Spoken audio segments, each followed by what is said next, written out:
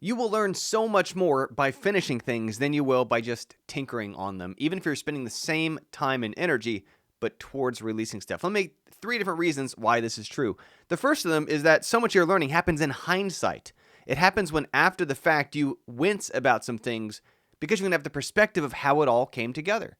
And if you don't release things, you don't get that hindsight loop. You don't even get responses from the outside world, but a lot of it is really just internally seeing how it turned out that we can be in denial about while we're developing it. The next reason is that when you release things, you get repetition and practice at certain parts of the puzzle. So for example, let's say you're building a save system. You're learning a bit because you're having to solve certain challenges, but if you're spending all your energy on one enormous, super drawn out game, let's say it's just taking years, so in that time you only get to make a save system once, you're not seeing any pattern. You're not getting any practice in.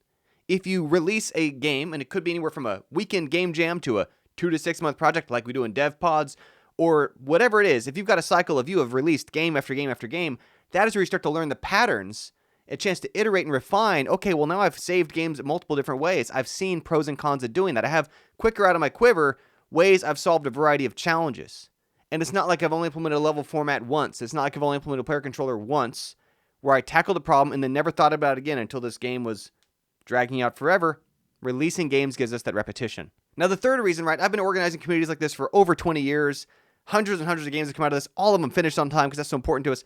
But occasionally, I did a GDC talk many years ago interviewing developers who were parts of other communities that were kind of trying to practice games but weren't as focused on finishing games as the communities that I run, like, again, DevPods GG. And so the problem there was that what happens is you get really good at what you're practicing doing. And if you're practicing not finishing things, you're getting really good at not finishing things. You see how that works? Because some people will be like, oh, but I'm just practicing, so it doesn't really matter. It's fine if I'm just making stuff but not finishing it. But again, what's going to happen is what you're getting practice at is opening loose ends you never tie up, and not really recognizing where the tech debt catches up to you, and not really recognizing where the design decisions aren't going to come together because we can keep putting off forever. Having those come back and realizing, well, we made our bed, now we got to lie in it. And it's the sort of learning that makes someone valuable to a team, that because they have finished things, when an idea comes up, they can see how that has gotten complicated or messy later, about why those trade-offs seemed smart up front, but down the line came back to bite them because they saw where it came to fruition. If the thing drags out and never finishes, all they have is the one side of what felt good at the time, and they never saw how it came back to bite them, and they become a liability to teams. They become literally a difference of, if someone's released a bunch of games and they join your team, you get this added confidence that your game's going to finish because you've got that person on your team.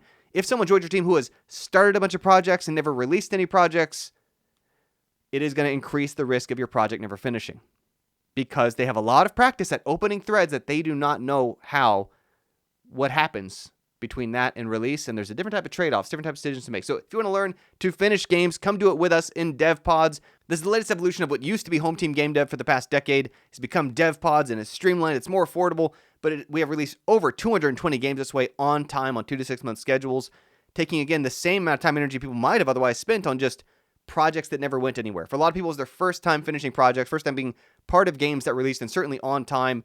It's just better to be part of a game and be able to say to your friends, to your family, heck, recruiters, people at events, here is the date my game is coming out, and the day after, you can show them, here's the game that we built. Come make games with us in DevPods.gg, finish things, practice finishing things, get good at finishing things, be the kind of person when you join a team, people have confidence the game's more likely to come out.